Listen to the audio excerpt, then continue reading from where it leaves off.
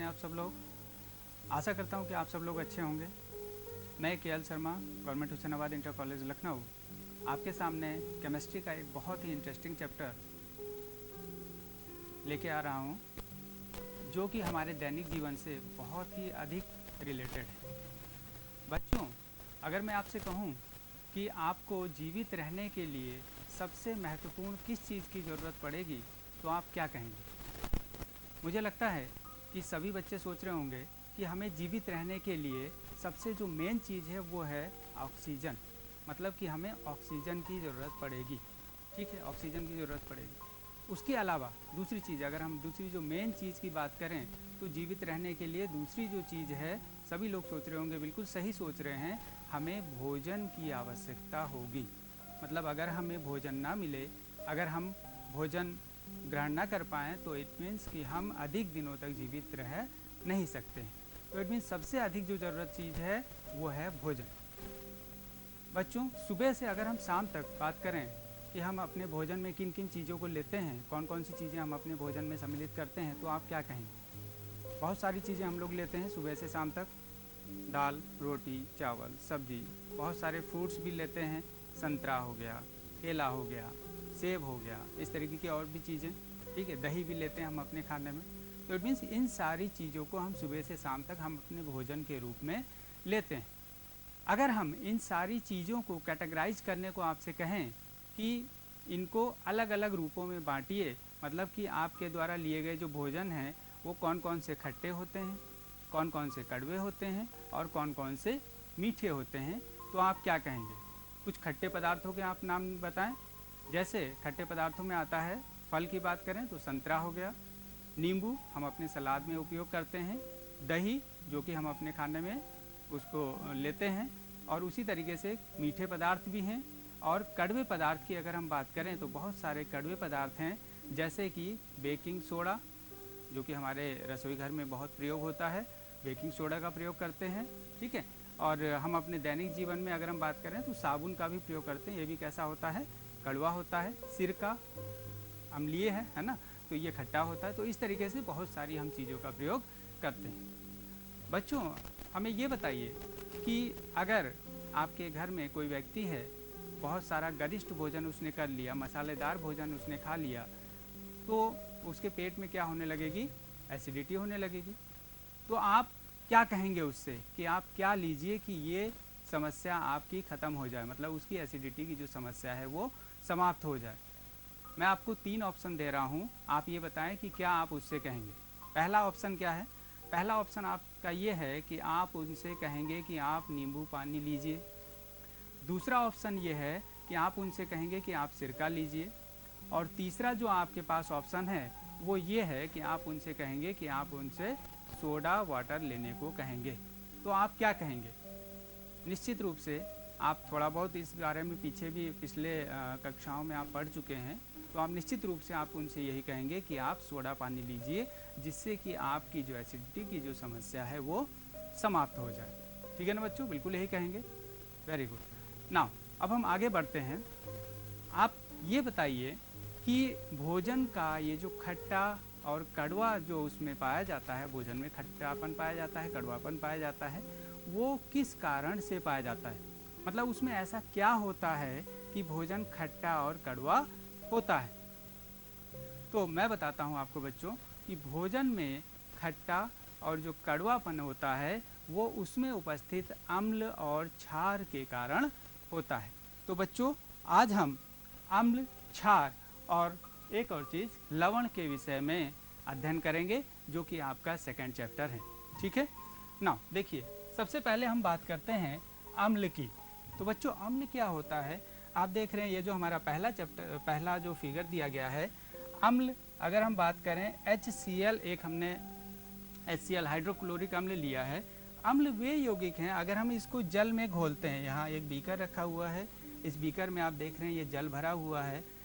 जब किसी भी यौगिक को जल में घोला जाता है तो आप देख रहे हैं HCl क्या हो गया है?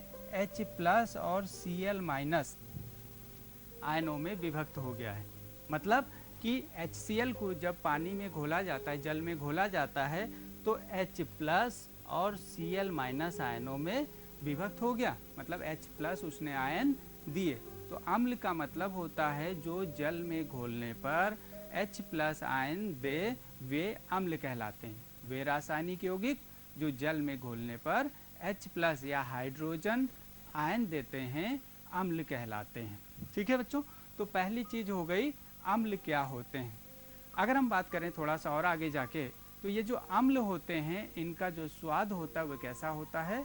अभी आपने बताया कि अम्लों का जो स्वाद है वो खट्टा होता है। फॉर एग्जाम्पल जैसे नींबू हो गया, संतरा हो गया, दही हो गया, ये सब हमारे क्या हुए, अम्ल एक तरीके से। दूसरी बात करें क्षार की, जो आपका दूसरा वो है क्षार, तो क्षार क्या होते हैं। जैसे हमने लिया है NaOH, सोडियम हाइड्रोक्साइड, जब हम इसको जल में घोलते हैं, आप यहाँ पे देखिए ये Na प्लस और OH माइनस, मतलब कि क्षार क्या है, क्षार वे रासायनिक यौगिक हैं जो जल में घुलकर OH माइनस आयन देते हैं। अम्ल क्या होते थे, जो जल में घुलकर H प्लस आयन देते हैं, और क्षार क्या होते हैं, जो जल में घुलकर OH माइनस आयन देते हैं, वे क्षार कहलाते हैं। ठीक है। तीसरी चीज़, अच्छा क्षार, क्षार के एग्जाम्पल्स जो कड़वे होते हैं, मतलब कि क्षार क्या है, क्षार का मतलब जो कड़वे पदार्थ हैं वो हमारे क्षार हैं। जैसे चूने का पानी, ठीक है, ये कैसा है, क्षार है। साबुन की अगर हम बात करें तो वे कैसा है, वो भी क्षार है। बेकिंग सोडा वो क्या है, उसका भी स्वाद कड़वा होता है, इसलिए वो भी क्या आएगा, क्या कहलाएगा, क्षार कहलाएगा। तीसरी जो चीज़ है वो है हमारा लवण। लवण जैसे NaCl, NaCl को तो सारे बच्चे जानते होंगे। हमारे घर में प्रयोग होने वाला जो सामान्य नमक है उसका फार्मूला क्या है, NaCl, sodium chloride. Sodium chloride वही सामान्य नमक जो हमारे घरों में यूज होता है वही। जब हम इसको पानी में घोलते हैं तो आप यहाँ पे देखिए ये कैसे क्या हो जाता है, Na प्लस और Cl माइनस आयनों में विभक्त हो जाता है। आप यहाँ देख रहे हैं बच्चों कि यहाँ पे ना तो H प्लस आयन ना OH माइनस आयन, मतलब ना तो ये अम्ल है ना ये क्षार है, बल्कि अब हम इसको क्या कहेंगे, लवण कहेंगे। क्यों, क्योंकि ना तो ये खट्टा होता है और ना ही ये कड़वा होता है। ठीक है, तो ये हो गए अम्ल, क्षार और लवण। आगे बढ़ते हैं। अब हम देखते हैं कि अम्ल क्या होते हैं। सबसे थोड़ा सा और विस्तृत रूप में इसको देखेंगे कि अम्ल क्या होते हैं। तो पहली चीज़ जो हमने आपको बताया कि अम्ल एक रासायनिक यौगिक हैं जो जल में घुलकर, देखिए यहाँ पे क्या लिखा हुआ है, H प्लस आयन देते हैं, मतलब अम्ल जल में घुलकर H प्लस आयन देते हैं। दूसरी चीज़, अम्लों का जो pH मान होता है, हम इसको अभी और आगे भी पढ़ेंगे pH मान को विस्तृत रूप से, ये 7 से कम होता है। अम्लों का pH मान 7 से कम होता है। अगर हम अम्ल की बात करें तो अम्ल लैटिन भाषा के शब्द एसियर से लिया गया है, जिसका मतलब ही क्या होता है, खट्टा होता है। तो अम्ल चूंकि खट्टे होते हैं और वो लैटिन भाषा के किससे लिया गया है, एसियर से लिया गया है। अम्लों का स्वाद खट्टा, जैसे कि आपने बताया नींबू, दही, संतरा, ये सब अम्ल हैं। और एक और मेन बात, सबसे महत्वपूर्ण जो बात है अम्लों के बारे में, वो क्या है कि ये हमारे नीले लिटमस को लाल कर देते हैं। सबसे मेन चीज़ यहाँ पे देखिए, अम्ल नीले लिटमस को लाल कर देते हैं। तो ये हो गए हमारे अम्ल। नेक्स्ट, आप यहाँ पे चित्र में भी देख रहे हैं। नेक्स्ट है हमारा क्षार। क्षार क्या है, क्षार एक रासायनिक यौगिक हैं जो जल में घुलकर OH माइनस आयन देते हैं। अम्ल H प्लस आयन देते थे और जो क्षार हैं वो OH माइनस आयन देते हैं। दूसरी चीज़ जो क्षार की सबसे महत्वपूर्ण है, अम्लों का जो pH मान होता था वो 7 से कम होता था, लेकिन क्षार का जो pH मान है वो 7 से अधिक होता है। ठीक है। तीसरी चीज़, क्षारों में, क्षारों का स्वाद कैसा होता है, अभी आपने बताया कि क्षारों का जो स्वाद है वो कड़वा होता है, जैसे साबुन हो गया, हैंड वॉश हो गया, और भी बहुत सारी चीज़ें अभी आपने बताई कि इन सब का जो स्वाद होता है अगर हम इसको चखें तो ये कैसा होगा, कड़वा होगा। और सबसे महत्वपूर्ण बात इसमें भी, क्षार जैसा अम्ल क्या करते थे, नीले लिटमस को लाल कर देते थे, लेकिन क्षार जस्ट अपोजिट करेंगे, क्या, ये लाल लिटमस को नीला कर देते हैं। ठीक है बच्चों, तो अम्ल आपने जाना, क्षार जाना। अब सबसे महत्वपूर्ण चीज़ तीसरी, ये है आपकी लवण, साधारण नमक, इसको हम लवण कह सकते हैं, है ना। तो साधारण आप लवण की बात करें, NaCl लवण है, इसको जल में घोलते हैं तो Na+ और Cl- आयनों में विभक्त हो जाता है। मतलब अम्ल और क्षार को जब हम मिलाते हैं तो हमें क्या प्राप्त होता है, लवण प्राप्त होता है। ठीक है, एक एग्जाम्पल, और इसके साथ साथ जल भी मिलता है। जैसे अम्ल अगर हम लेना चाहें तो अम्ल जैसे HCl और क्षार NaOH की अगर हम बात करें, एक एग्जाम्पल हम दे के आपको बता रहे हैं, NaOH, ठीक है, ये O बड़ा है, NaOH। अम्ल को हम लेते हैं HCl और क्षार की अगर हम बात करें तो ये हो गया NaOH। ये अगर हम क्रिया कराते हैं तो देखिए क्या होगा, यहाँ पे Na और ये Cl मिलके बन जाएगा NaCl, और प्लस इधर आप देख रहे हैं ये OH और ये जो H है ये मिलके बना देगा जल। तो आप देख रहे हैं कि लवण क्या है, अम्ल और क्षार को मिलाने पर क्या बनता है, लवण बनता है। ये आप देखिए NaCl लवण है और साथ ही साथ क्या बनता है, जल भी बनता है। ठीक है, तो आप देख रहे हैं इस तरीके से आपने देखा कि अम्ल, क्षार और लवण क्या होते हैं। एक बार फिर से अगर हम बात करना चाहें तो अम्ल वे यौगिक हैं जो जल में घुलकर H+ आयन देते हैं, क्षार वे यौगिक हैं जो जल में घुलकर OH- आयन देते हैं, और लवण क्या है, जो अम्ल और क्षार की जब अभिक्रिया कराई जाती है तो लवण बनता है और साथ में जल बनता है। नेक्स्ट बच्चों चलते हैं, अम्लों के रासायनिक गुण। अम्लों के रासायनिक गुण मतलब अम्ल की जब क्रिया कराई जाती है किसी दूसरे किसी धातु से या किसी अधातु से या किसी अन्य से, तो रासायनिक क्रिया किस तरीके से होती है और क्या नया पदार्थ बनता है, इसको हम देखेंगे अम्ल के रासायनिक गुण में। इससे पहले बच्चों हम सबसे पहले एक ही क्रियाकलाप देखेंगे। आप लोगों ने क्लास 9th में भी बहुत सारे क्रियाकलाप अपने की पुस्तक में पढ़े हैं और उसके साथ साथ लेबोरेटरी में अपने टीचर्स की सहायता से भी बहुत सारे प्रयोग किए होंगे, है ना। तो उसी परिप्रेक्ष्य में एक और ये क्रियाकलाप देखते हैं। इस क्रियाकलाप को, इस प्रयोग को आप लेबोरेटरी में अपने टीचर की सहायता से भी कर सकते हैं आसानी से, ठीक है ना। देखिए क्रियाकलाप में क्या है, आप देख रहे हैं कि एक ये स्टैंड है, इस स्टैंड की सहायता से एक ये हमारी परख नली है जिसको इस स्टैंड की सहायता से टाइट कर दिया गया है। यहाँ पे ऊपर एक कार्क लगा हुआ है, ये आप देख रहे हैं, और इस परख नली का संबंध एक दूसरी निकास नली से कर दिया गया है जिसका संबंध साबुन के विलयन से भरे हुए एक बीकर से किया गया है। ठीक है, साबुन का विलयन का मतलब है कि साबुन पानी में साबुन को घोल दिया और उसको यहाँ पे हमने रख दिया तो वो साबुन का विलयन बन गया। अब हम क्या करते हैं बच्चों कि इस परख नली में तनु सल्फ्यूरिक अम्ल हमने डाला, ये आप देख रहे हैं, यहाँ तक हमने तनु सल्फ्यूरिक अम्ल इसको यहाँ तक भर दिया, और इस परख नली में ये आप देख रहे हैं ये जिंक का टुकड़ा, मतलब सल्फ्यूरिक अम्ल। सल्फ्यूरिक अम्ल की अगर हम बात करें तो सल्फ्यूरिक अम्ल का फार्मूला होता है H2SO4, और जिंक आप जानते हैं Zn, जिंक।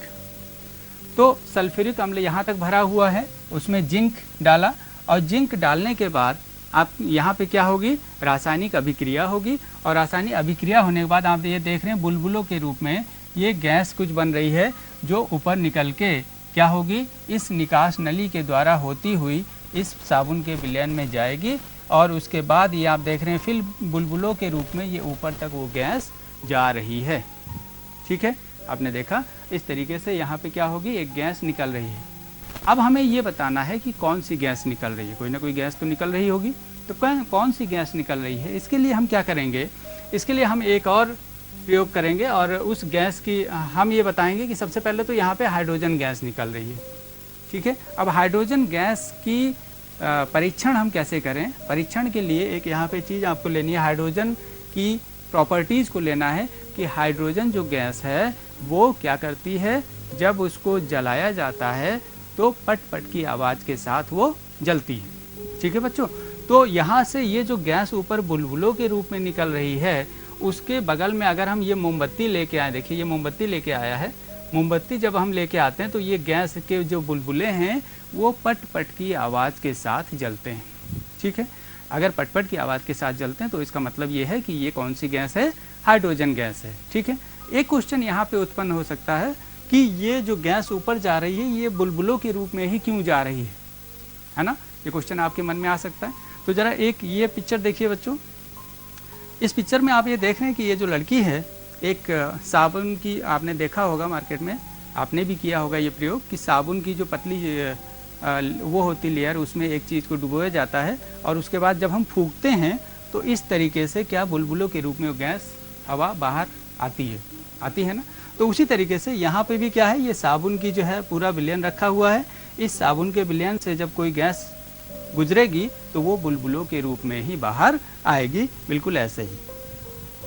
ठीक है ना, तो हम चलते हैं कि धातुओं के साथ जब अम्लों की क्रिया कराई जाती है, क्योंकि हम यहाँ पे पढ़ रहे हैं अम्ल, तो अम्ल की जब धातुओं के साथ क्रिया कराई जाती है तो क्या होता है। आप देखिए अम्ल, कौन सा अम्ल हमने लिया है, H2SO4, और यहाँ पे धातु हमने कौन सी ली है, जिंक धातु ली है। जब जिंक की H2SO4 के साथ क्रिया कराएंगे तो देखिए क्या होगा, जिंक चूंकि सक्रियता, धातुओं की सक्रियता श्रेणी में ऊपर आता है और हाइड्रोजन नीचे आता है। ठीक है, तो जो अधिक सक्रिय धातु होती है वो अपने से निम्न को क्या कर देती है, विस्थापित कर देती है। तो यहाँ पे जिंक हाइड्रोजन को विस्थापित कर देगा यहाँ से, और विस्थापित करके आपने यहाँ देखा हाइड्रोजन गैस बन गई, और जिंक क्या करेगा, SO4 के साथ ZnSO4 बना देगा, जिंक सल्फेट। इसको हम क्या कहेंगे, इसको हम कहेंगे जिंक सल्फेट। और साथ में कौन सी गैस निकल रही है, आप देख रहे हैं हाइड्रोजन गैस निकल रही है, और परीक्षण इस तरीके से। ठीक है, तो जब अम्लों की धातु के साथ क्रिया कराई जाती है तो क्या होता है, जिंक सल्फेट, और साथ में कौन सी गैस निकलती है, हाइड्रोजन गैस निकलती है। दूसरा, अम्लों की धातु कार्बोनेट तथा धातु हाइड्रोजन कार्बोनेट के साथ क्रिया। इस पर ये जो सेटअप हमने बना रखा है, इसमें आप देख रहे हैं कि तनुकृत हाइड्रोक्लोरिक अम्ल को यहाँ पे भरते हैं इस परख नली में यहाँ तक, और उसके बाद उसमें हम सोडियम कार्बोनेट के कुछ टुकड़े यहाँ पे डाल देते हैं। जब सोडियम कार्बोनेट के कुछ टुकड़े इसमें डाल देंगे तो आप देख रहे हैं कि क्या होगी, रिएक्शन होगी, क्रिया होगी, और उसके बाद जो गैस बनेगी वो इस निकास नली के थ्रू होते हुए यहाँ पे आएगी। और इस परख नली में हमने क्या किया है, इस परख नली में कैल्शियम हाइड्रोक्साइड का विलयन रखा हुआ है। जो ये गैस इसमें से जब हम गुजारेंगे तो ये जो कैल्शियम हाइड्रोक्साइड का विलयन है यहाँ पे, ये दूधिया हो जाएगा। ठीक है, तो दूधिया हो जाने का मतलब क्या हुआ कि यहाँ से ये जो गैस निकल रही थी वो कौन सी गैस है, कार्बन डाइऑक्साइड गैस। मतलब कहने का क्या हुआ कि जब अम्लों की धातु कार्बोनेट के साथ क्रिया कराई जाती है तो इट मीन्स, और धातु हाइड्रोजन कार्बोनेट के साथ क्रिया कराई जाएगी तो वहाँ पे कार्बन डाइऑक्साइड गैस, जल और साथ में लवण बनेगा। आप ये देख रहे हैं, कार्बन डाइऑक्साइड गैस, जल और साथ में NaCl, लवण बनेगा। ठीक है, तो देखिए यहाँ पे हमने सबसे पहले क्या लिया, सोडियम कार्बोनेट Na2CO3, और उसमें हमने कौन सा, HCl अम्ल मिलाया। तो आप देख रहे हैं क्या हो जाएगा यहाँ पे, NaCl, ये Na और Cl मिलके बनाएगा सोडियम क्लोराइड, लवण बनेगा, और साथ में जल बनेगा, और साथ में बनेगा आपकी कार्बन डाइऑक्साइड गैस। और इसका परीक्षण कैसे किया आपने देखा कि उस गैस को जब हम कैल्शियम हाइड्रोक्साइड के विलयन से गुजारते हैं तो कैल्शियम हाइड्रोक्साइड के विलयन क्या हो जाता है, दूधिया हो जाता है। इससे ये पता चलता है कि ये जो गैस है वो कार्बन डाइऑक्साइड गैस है। दूसरा, अगर हम, अभी तक तो हुई थी अम्लों की धातु कार्बोनेट के साथ क्रिया, अब धातु हाइड्रोजन कार्बोनेट के साथ क्रिया कराएंगे। तो धातु हाइड्रोजन कार्बोनेट में हम लेते हैं NaHCO3, सोडियम बाइकार्बोनेट, और उसकी हम क्रिया कराते हैं किसके साथ, HCl के साथ। जब हम क्रिया कराते हैं तो आप यहाँ पे देखिए फिर से ये क्या बन जाता है, लवण बन जाता है, ये जल बन जाता है, और साथ में यहाँ पे कार्बन डाइऑक्साइड गैस बन जाती है। तो इट मीन्स जब अम्लों की धातु का हाइड्रोजन कार्बोनेट के साथ और धातु कार्बोनेट के साथ क्रिया कराई जाएगी तो लवण, जल और कार्बन डाइऑक्साइड गैस बनेगी। तीसरी जो है वो है आपकी उदासीनीकरण अभिक्रिया। उदासीनीकरण अभिक्रिया में क्या होगा, अभी आपने अम्ल पढ़ा, ठीक है, अम्ल की जब क्षार के साथ क्रिया कराई जाएगी तो क्या होगा, लवण बनेगा और क्या बनेगा, जल बनेगा। तो इस प्रकार की जो अभिक्रिया है उसे हम लोग कौन सी अभिक्रिया कहते हैं, उदासीनीकरण अभिक्रिया कहते हैं। अर्थात अम्ल एवं क्षार की अभिक्रिया के फलस्वरूप लवण तथा जल प्राप्त होते हैं और इस प्रकार की अभिक्रिया को हम लोग कहते हैं उदासीनीकरण अभिक्रिया। नेक्स्ट, अम्लों की धात्विक ऑक्साइड के साथ क्रिया। अम्लों की धात्विक ऑक्साइड के साथ जब हम क्रिया कराते हैं तो भी क्या बनता है बच्चों, लवण बनता है और साथ में जल बनता है। तो देखिए अम्ल कौन सा अम्ल है, HCl लिया, और धात्विक ऑक्साइड का मतलब CuO। Cu क्या है, Cu आपका है कॉपर, O के साथ कॉपर ऑक्साइड हो गया। तो अम्ल की जब धात्विक ऑक्साइड के साथ क्रिया कराते हैं तो क्या बनता है, सॉल्ट बनता है, मतलब लवण बनता है और जल बनता है। ठीक है, उसी तरीके से यहाँ पे एक और दूसरा धात्विक ऑक्साइड लेते हैं, मैग्नीशियम ऑक्साइड।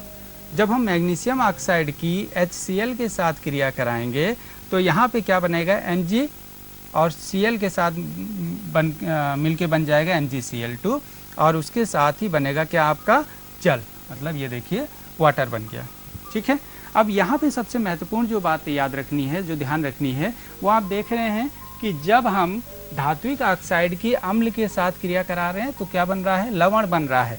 इसका मतलब ये है कि ये जो धात्विक ऑक्साइड है ये किसकी तरह कार्य कर रहा है, यहाँ पे क्षार की तरह कार्य करता है। क्यों, क्योंकि ये अम्ल के साथ मिलकर लवण बना रहा है और ये तभी संभव है जब अम्ल और क्षार की क्रिया आपस में हो। ठीक है, नाउ आगे चलते हैं। टाइप्स ऑफ द एसिड्स, अम्लों के प्रकार। अम्ल दो प्रकार के होते हैं, प्रबल अम्ल और दुर्बल अम्ल। प्रबल अम्ल का मतलब जब ये पानी में वियोजित होकर पूरी तरीके से H+ आयन देते हैं तो उन्हें प्रबल अम्ल कहते हैं। जैसे HCl है आपका, HCl क्या होता है, जब ये वियोजित होता है तो H+ और Cl- आयनों में विभक्त हो जाता है। तो इट मीन्स यहाँ पे क्या किया, इसने H+ आयन दिया। दूसरा है दुर्बल अम्ल। दुर्बल अम्ल क्या होते हैं, ये भी पानी में वियोजित होते हैं लेकिन पूरी तरीके से वियोजित नहीं हो पाते हैं। H+ आयन ये भी देते हैं लेकिन पूरी तरीके से वियोजित न हो पाने के कारण इनको क्या कहा जाता है, दुर्बल अम्ल कहा जाता है। और इसको इस तरीके से दिखाया जाता है बच्चों,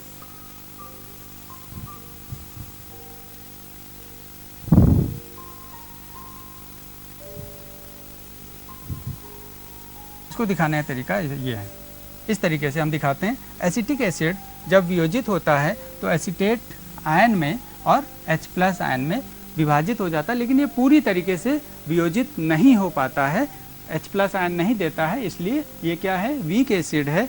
और ऊपर आपने देखा HCl क्या है, ये प्रबल एसिड है, प्रबल अम्ल है।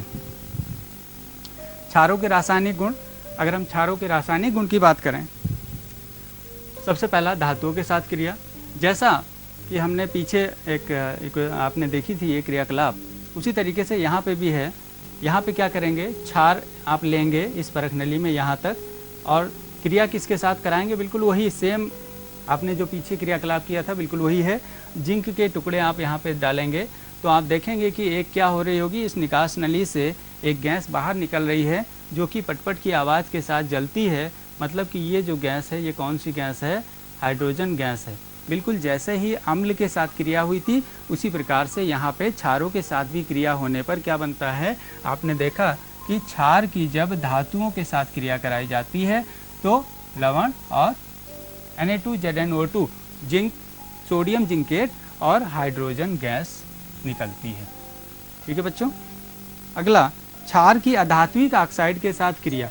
जब क्षार CaOH का होल्टवाइज है, इसकी अधात्विक ऑक्साइड कार्बन डाइऑक्साइड के साथ क्रिया कराएंगे तो देखिए क्या होगा, लवण बनेगा CaCO3 और साथ में क्या बनेगा, जल बनेगा। इसका मतलब फिर से वही चीज़, ये क्षार है और ये किसकी तरह काम कर रहा है, अम्ल की तरह काम कर रहा है, इसलिए यहाँ पे क्या बन रहा है, लवण बन रहा है और जल बन रहा है।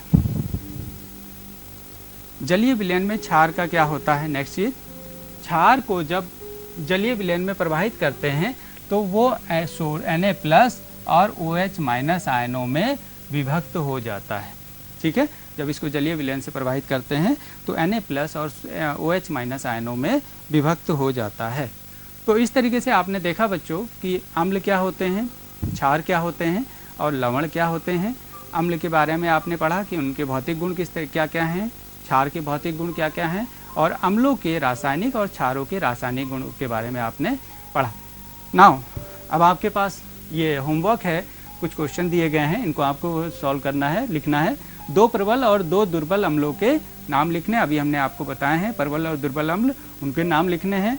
रासायनिक समीकरण क्या होता है जब मैग्नीशियम की हाइड्रोक्लोरिक अम्ल के साथ क्रिया कराई जाती है, उसको लिखना है। और तीसरा है उदासीनीकरण अभिक्रिया क्या है, इसके उदाहरण देते हुए इसको लिखना है। तो ठीक है बच्चों, तो इस तरीके से ये आपका पहला पार्ट अम्ल, क्षार और लवण का यहीं समाप्त होता है। दूसरे पार्ट में हम आपसे फिर से मिलेंगे। Thank you very much.